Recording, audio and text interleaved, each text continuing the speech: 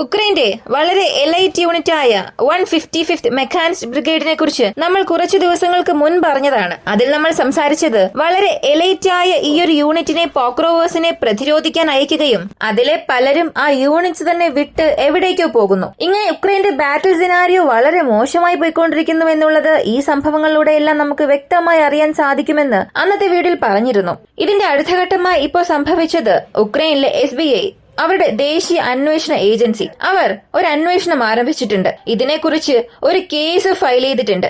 1700 പേരോളം വെറും 10 ദിവസത്തിനുള്ളിൽ, അതായത് ഡിസംബർ മാസം 1-ാം തീയതി മുതൽ 10-ാം തീയതിക്കുള്ളിൽ ഇത്രയും പേർ ഈ ഒരു പ്രദേശം വിട്ട് പോക്രോവേഴ്സിൽ നിന്ന് തന്നെ കാണാതായി എന്ന വിവരവും പുറത്തുവിട്ടു. ഇത് ഒരു വലിയ കേസായി മാറിയിട്ടുണ്ട്. കൂടാതെ ഉക്രൈന്റെ ബാറ്റിൽ ഫീൽഡിൽ നടക്കുന്ന പല സത്യങ്ങൾ പുറം ലോകവും അറിയാൻ തുടങ്ങിയിട്ടുണ്ട്. ഇവയെക്കുറിച്ചാണ് ഈ വീഡിയോയിലൂടെ വിശദമായി അറിയാൻ പോകുന്നത്.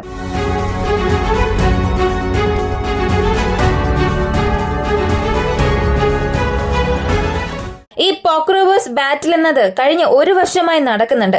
ഡോൺബോസിലെ പ്രധാനപ്പെട്ട ചില സെറ്റിൽമെന്റ്സ് റഷ്യ ക്യാപ്ചർ ചെയ്താലും പോക്രോവേഴ്സ് എന്നതാണ് പോക്രോവേഴ്സ് ആണ് വളരെ പ്രധാനപ്പെട്ട ഒരു പ്രദേശം എന്ന് പറയാം.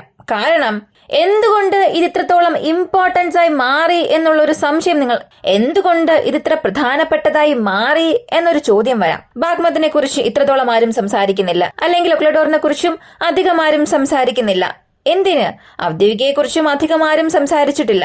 പക്ഷെ പോക്രോവേഴ്സിനെ കുറിച്ച് ഇത്രയും അധികം സംസാരിക്കുന്നുവെന്നുണ്ടെങ്കിൽ അതിനുള്ള കാരണം വളരെ ലളിതമാണ്. ഇപ്പോൾ മറ്റു പ്രദേശം, ഈ ബാഗ്മത്തിനെ കുറിച്ച് സംസാരിക്കുമ്പോൾ, അല്ലെങ്കിൽ ഒക്ലഡോർ, അവ്ദിവിക, ഇങ്ങനെ ഏതൊരു പ്രദേശത്തെ കുറിച്ച് സംസാരിച്ചാലും അതിന്റെ ലിങ്കിങ് കണക്ഷൻസ്, അതിന്റെ ലിങ്കിങ് റൂട്ട്സ് എന്നത് വളരെ ലിമിറ്റഡ് ആയിരിക്കും. ഇതിൽ ഏതൊരു പ്രദേശത്തെ ക്യാപ്ചർ ചെയ്താലും ഡോൺബോസ് റീജിയണിൽ അകത്തേക്ക് വരുന്ന സപ്ലൈസ്, ഇതിൽ ഏതൊരു പ്രദേശത്തെ അവർ ക്യാപ്ചർ ചെയ്താലും ഡോൺബോസ് റീജിയണിലേക്ക് വരുന്ന സപ്ലൈസ്, അല്ലെങ്കിൽ പ്രതിരോധിക്കാൻ അകത്തേക്ക് വരുന്ന സൈനികർ, ആ ഒരു റൂട്ട്സിനെ മാത്രമേ കട്ട് ചെയ്യാൻ സാധിച്ചുള്ളൂ. എന്നാൽ ഈ പോക്രോവേഴ്സ് എന്നത് വലിയൊരു ഡിഫൻസീവ് ഓപ്പറേഷന് വേണ്ടിയിട്ടുള്ള ഒരു പ്രദേശം മാത്രം അല്ല. ഈ പോക്രോവേഴ്സ് എന്നത് റഷ്യയുടെ മുഴുവൻ നിയന്ത്രണത്തിലേക്ക് വന്നാൽ അടുത്ത 16-18 മൈൽ ദൂരത്തിൽ തന്നെ പ്രധാനപ്പെട്ട ഏതൊരു ഡിഫൻസീവ് ലൈൻസും ഇല്ല, യാതൊരു പ്രകൃതിദത്തമായ പ്രതിരോധവുമില്ല. ഇവിടെ ഉക്രൈൻ ഇപ്പോൾ ക്യാപ്ചർ ചെയ്ത് വച്ചിരിക്കുകയാണ്. ഇത്രത്തോളം ഡിഫൻഡ് ചെയ്തു എന്നുണ്ടെങ്കിൽ ഭൂമിശാസ്ത്രപരമായി ചില മലയോര പ്രദേശങ്ങളും അവിടെയുണ്ട്.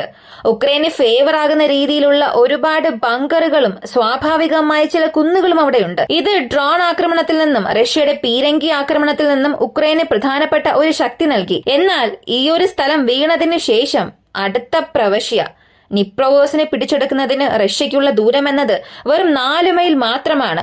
ഈ 4 മൈൽ കഴിഞ്ഞാൽ 4 റീജിയണിന്റെ ക്യാപ്ചർ മാത്രമല്ല, 5-ാമത്തെ റീജിയണിലേക്കും റഷ്യയെ കൊണ്ട് കടക്കാൻ സാധിക്കും. അടുത്ത 4 മൈൽ മുതൽ 8 മൈൽ വരെ സ്വാഭാവികമായ ബാരിയർ ഒന്നും തന്നെ ഉക്രൈനില്ല. അപ്പോ പോക്രോവേഴ്സിനെ എന്തുകൊണ്ട് റഷ്യയ്ക്ക് ഇത്ര ആവശ്യമായി വരുന്നു എന്നുള്ളതിന് ഭൂമിശാസ്ത്രപരമായ പ്രധാനപ്പെട്ട കാരണങ്ങൾ ഇവയാണ്. എന്നാൽ ഈ 155th മെക്കാനിസ്റ്റ് ബ്രിഗേഡിനെ കുറിച്ച് എന്തുകൊണ്ട് ഇത്രത്തോളം സംസാരിക്കുന്നു? ഇതിനകം ഉക്രൈന്റെ പക്കൽ 47th machinist brigade, 72nd machinist brigade, ഇങ്ങനെ നാറ്റോ നിലവാരത്തിലുള്ള, അല്ലെങ്കിൽ ആദ്യമായി പാശ്ചാത്യ രാജ്യങ്ങളുടെ ഉപകരണങ്ങൾ അധികം ഉപയോഗിച്ച 2 മെക്കാനിസ്റ്റ് ഉണ്ട്. എന്നിട്ടും വീണ്ടും എന്തിന് മറ്റൊരു ബ്രിഗേഡ് എന്ന് ചോദിച്ചാൽ, പൊതുവെ റഷ്യ ഉക്രൈൻ യുദ്ധം ആരംഭിച്ചതിന് ശേഷം ഉക്രൈന്റെ പക്കൽ കൂടുതൽ ആർമി സൈനികർ ഉണ്ടായിരുന്നു. എന്നാൽ അവരെ തന്ത്രപരമായ ഗ്രൂപ്പുകളായി തിരിച്ചിട്ടില്ല. അവരുടെ പക്കൽ ഉള്ളത് വളരെ ലിമിറ്റഡ് നമ്പർ ഓഫ് ബ്രിഗേഡ്സ് ആയിരുന്നു. റഷ്യ ഉക്രൈൻ യുദ്ധം ആരംഭിച്ചതിന് ശേഷം ഇവർക്കൊരു കാര്യം വ്യക്തമായി മനസ്സിലായി. നമ്മുടെ സൈനികരെ നമ്മൾ എത്രത്തോളം ചെറിയ ചെറിയ ഗ്രൂപ്പുകളാക്കി തിരിക്കുന്നുവോ അതാണ് പെട്ടെന്ന് ഒരു വിജയം നൽകാൻ കഴിയുകയുള്ളൂ. കൂടുതൽ എണ്ണം സൈനികരെ കൊണ്ടുപോയി ഒരു സ്ഥലത്ത് നിർത്തുമ്പോൾ റഷ്യ മറ്റു പ്രദേശങ്ങളെ ആക്രമിക്കാൻ തുടങ്ങി. ഇത് ഉക്രൈന് മനസ്സിലായതിനു ശേഷം പുതുതായി 9 ടാക്ടിക്കൽ ബ്രിഗേഡ്സിനെ അവർ സൃഷ്ടിച്ചു. അതിൽ ഈ 3 ഉണ്ട്. 72nd മെക്കാനിസ്റ്റ് ബ്രിഗേഡ്, അല്ലെങ്കിൽ 47th മെക്കാനിസ്റ്റ് ബ്രിഗേഡ്. ഇവരെല്ലാവരും ആദ്യമേ ഉണ്ടായിരുന്നു. എന്നാൽ ഈ 155th മെക്കാനിസ്റ്റ് ബ്രിഗേഡ് മാത്രം വളരെ ദിവസമായി പേപ്പറിൽ മാത്രം ഉണ്ടായിരുന്നു. ശരിയായ ട്രെയിനിങ് 2023 ആരംഭിച്ചാലും 2024 മെയ് മാസത്തിലാണ് ആദ്യമായി അവർക്കായിട്ടുള്ള ഒരു അംഗീകാരം ലഭിച്ചത്. പിന്നീട് ബാറ്റിൽ ഓഫ് പോക്രോവേഴ്സിലേക്ക് ഇവരെ അണിനിരത്തി. സാധാരണ നോക്കിയാൽ ഒരു ബ്രിഗേഡിൽ 1500 മുതൽ 6000 സൈനികർ വരെ ഉണ്ടാകും. അത് പല രാജ്യങ്ങളനുസരിച്ച് മാറും. ചില രാജ്യങ്ങളിൽ, ഓസ്ട്രിയ പോലുള്ള രാജ്യങ്ങളിൽ നോക്കിയാൽ മാക്സിമം 10,000 പേരോളം ഒരു ബ്രിഗേഡിൽ ഉണ്ടായിരുന്നിട്ടുണ്ട്. എന്നാൽ ഇപ്പൊ ഉക്രൈന്റെ പക്കൽ ഉള്ളതിൽ വെച്ച് ആവറേജ് 4500 മുതൽ 6000 വരെ മാത്രമേ ഉള്ളൂ. ഇത് വികസിപ്പിക്കുന്നതിന് മുൻപ് ഒരു ഇൻഫാൻട്രി 155th മെക്കാനിസ്റ്റായി വികസിക്കുന്നതിന് മുൻപ് ഒരു ഇൻഫാൻട്രി ബ്രിഗേഡ് മാത്രമായിരുന്നു അത്. അതായത് ഇവർക്ക് ആർമഡ് വെഹിക്കിൾസ് മാത്രമേ ഉണ്ടാവുകയുള്ളൂ. ഇവരുടെ പക്കൽ പീരങ്കിക്കെതിരായ സംവിധാനങ്ങൾ ഒന്നും തന്നെ കാണില്ല. ഇവരെ ഒരു സ്ഥലത്ത് കൊണ്ടുപോവുകയും മറ്റൊരു സ്ഥലത്ത് യുദ്ധം ചെയ്യിപ്പിക്കുകയും വീണ്ടും തിരികെ കൊണ്ടുവരും. ഇതാണ് അവരുടെ പ്രധാനപ്പെട്ട റോൾ. എന്നാൽ എപ്പോഴാണോ മെക്കാനിസ്റ്റ് ബ്രിഗേഡായി മാറിയത് അപ്പോൾ തന്നെ ലെപ്പേർഡ് പീരങ്കികളും സീസർ ഹോവിറ്റ്സേഴ്സും ഈ ഫ്രാൻസ് നിർമ്മാണം എല്ലാം തന്നെ നൽകി. അപ്പോ ഉക്രൈന്റെ പക്കൽ ഇപ്പൊ ഉള്ളതനുസരിച്ച് നോക്കിയാൽ 47th machinist brigade, 72nd machinist brigade ഇവരൊന്നും ഒന്നും അല്ല എന്ന് തോന്നിപ്പിക്കുന്ന രീതിയിൽ വളരെ വെൽ ട്രെയിൻഡ് സോൾജേഴ്സായി ഇവർ അകത്തേക്ക് വന്നു. അത്രത്തോളം പരിശീലനം നേടിയവർ, നാറ്റോ നിലവാരത്തിലുള്ള സൈനികർ എന്തുകൊണ്ട് അവിടെ നിന്നും ഓടി രക്ഷപ്പെട്ടു? അവർക്കുള്ളിൽ എത്ര വിഭാഗമുണ്ട്? എന്തുകൊണ്ട് അവിടെ പ്രശ്നം വന്നു എന്ന് നോക്കിയാൽ ഈ ബ്രിഗേഡിന്റെ ഘടന എങ്ങനെയാണ് നമ്മൾ ആദ്യം മനസ്സിലാക്കണം. ഈ 155th മെക്കാനിസ്റ്റ് ബ്രിഗേഡിനെ സംബന്ധിച്ച് ഇവരുടെ സ്ട്രക്ചർ വളരെ സങ്കീർണമായ ഒരു കാര്യമാണ്. കാരണം മറ്റ് യൂണിറ്റ്സിൽ 3000-4000 സൈനികർ ഉണ്ടാകും. എന്നാൽ ഈ ബാറ്റിൽ ഓഫ് പോക്രോവോസ് എത്രത്തോളം പ്രധാനമെന്ന് മനസ്സിലാക്കിയ ഉക്രൈൻ 6000 സൈനികരെ വരെയും അണിനിരത്തുന്ന രീതിയിലായിരുന്നു ഈ ബ്രിഗേഡ് നിർമ്മിച്ചത്. ഇവരുടെ കമാൻഡ് സ്ട്രക്ചർ നോക്കിയാൽ ഇതിൽ പ്രധാനപ്പെട്ട 8 ഡിവിഷൻസ് ഉണ്ട്. First mechanised brigade, second mechanised brigade, third mechanised brigade, first mechanised battalion, second mechanised battalion, third mechanised battalion, first motorised battalion, first rifle battalion, അതിനുശേഷം ടാങ്ക് ബറ്റാലിയൻ, അതിനടുത്ത് ഡ്രോൺ ബറ്റാലിയൻ. ഇത് കൂടാതെ artillery group, anti aircraft defence battalion, engineering battalion, CBRN protection company, medical company, logistic battalion, maintenance battalion, radar company and signal company. ഇങ്ങനെ പല വിഭാഗമുണ്ട്. ഇവ ഓരോന്നിന്റെ പേര് കാണുമ്പോൾ തന്നെ നിങ്ങൾക്ക് എന്താണെന്ന് മനസ്സിലായിട്ടുണ്ടാകും. അവരുടെ റോളും അവരുടെ ജോലിയും എങ്ങനെയാണെന്ന് മനസ്സിലായിട്ടുണ്ടാകും. ഇപ്പൊ 6000 സൈനികർ ഉണ്ടെന്ന് പറഞ്ഞല്ലോ. പ്രധാനമായും ഈ ഒരു ഇൻവെസ്റ്റിഗേഷൻ ആരംഭിച്ചതിനു ശേഷം ഉക്രൈൻ യുദ്ധത്തിൽ പോക്രോവോസ് ബാറ്റിൽ പെട്ടെന്ന് 1700ഓളം പേർ കാണാതായി എന്ന് മനസ്സിലായി. കാണാതായി എന്ന് പറഞ്ഞാൽ റഷ്യ അവർ ക്യാപ്ചർ ചെയ്തു, അല്ലെങ്കിൽ റഷ്യയുടെ ആക്രമണം കാരണം അവർ കൊല്ലപ്പെട്ടു, അങ്ങനെയൊന്നും തന്നെയല്ല. ഞങ്ങൾക്ക് ഈ യുദ്ധം തന്നെ വേണ്ട, ഈ യുദ്ധത്തിൽ ഞങ്ങളെ കൊണ്ട് പങ്കെടുക്കാൻ ആകില്ല, ആവശ്യമില്ലാതെ റഷ്യയുടെ ഒരു യുദ്ധത്തിൽ ഉക്രൈനെ പിന്തുണച്ചു ഞങ്ങൾ മരിക്കാൻ ആഗ്രഹിക്കുന്നില്ല എന്ന് പറഞ്ഞ അവിടെ നിന്നും അബ്സ്കൗണ്ടായി. ഓരോരുത്തരും അവരവരുടെ സ്ഥലം വിട്ട് എവിടേക്ക് പോകുന്നു എന്ന് പോലും അറിയാതെ എവിടെയോ ഓടി ഒളിച്ചിട്ടുണ്ട്. ഇത് പറയാൻ വളരെ ദുഃഖം നിറഞ്ഞ ഒരു കാര്യമാണ്. കാരണം ഇത്രയും പേരെയും അകത്തേക്ക് അയച്ചു, 6000 പേർ. ഇതിൽ ശരിയായ ട്രെയിനിങ് എടുത്തവർ അല്ലെങ്കിൽ ഇതിനകം സൈന്യത്തിൽ ഉണ്ടായിരുന്നവർ വെറും 930 പേർ മാത്രമാണ്. അതിനുള്ള ഡേറ്റയും നൽകാം. ആദ്യമായി ഫ്രാൻസിലേക്ക് ഈ ഗ്രൂപ്പ്സിനെ അയച്ചു. യൂറോപ്യൻ യൂണിയനിലേക്ക് അയച്ചപ്പോൾ അതിനായിട്ടുള്ള ഫണ്ടിംഗ് ഫ്രാൻസിന്റെ ഭാഗത്ത് നൽകിയത് ഏകദേശം 1 ബില്യൺ യൂറോസ് ആയിരുന്നു. ഇവർക്കായിട്ടുള്ള പരിശീലനം, ഇവർക്കായിട്ടുള്ള ആയുധങ്ങൾ, ഇവരുടെ ഹോവിറ്റ്സേഴ്സ് ഇവയെല്ലാം ചേർത്ത് വെച്ച് 1 ബില്യൺ പാക്കേജ് ആയിരുന്നു നൽകിയത്. ഞാൻ പറഞ്ഞതുപോലെ 900 പേരോളം ഉക്രൈൻ സൈന്യത്തിൽ നിന്നും അങ്ങോട്ടേക്ക് പോയി. ഇവർ പുതുതായി ഫോം ചെയ്ത ഒരു ബ്രിഗേഡ് ആയതുകൊണ്ട് ഇവരെ മുഴുവനായും ഒരു വിഭാഗത്തിൽ നിന്നല്ല എടുത്തത്.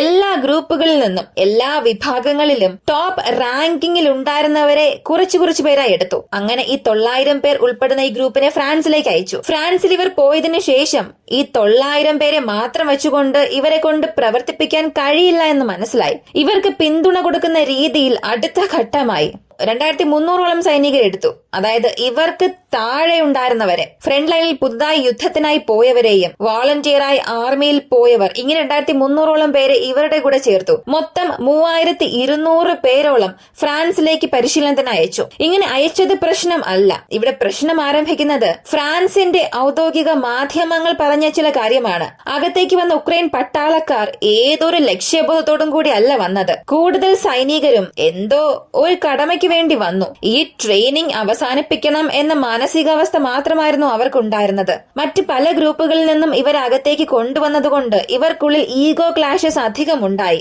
എന്റെ യൂണിറ്റ് കമാൻഡർ പറയുന്നത് മാത്രമേ ഞാൻ കേൾക്കുകയുള്ളൂ, അല്ലെങ്കിൽ ഞാൻ പറയുന്നത് എന്തുകൊണ്ട് നീ കേൾക്കുന്നില്ല, ഞാൻ പറയുന്ന കമാൻഡ് നീ എന്തുകൊണ്ട് അംഗീകരിക്കുന്നില്ല എന്ന് അവർക്കിടയിൽ തന്നെ പല പ്രശ്നം ഉണ്ടാകാൻ തുടങ്ങി. ഇതിൽ ഹൈലൈറ്റ് ആയ മറ്റൊരു കാര്യം, അവിടെ ഒരു ആർമി ഗ്രൂപ്പിനെ ഫോം ചെയ്തു. ഒരു ബ്രിഗേഡിന്റെ കംപ്ലീറ്റ് സ്ട്രക്ചർ ഫ്രാൻസിലാണ് നിർമ്മിച്ചത്.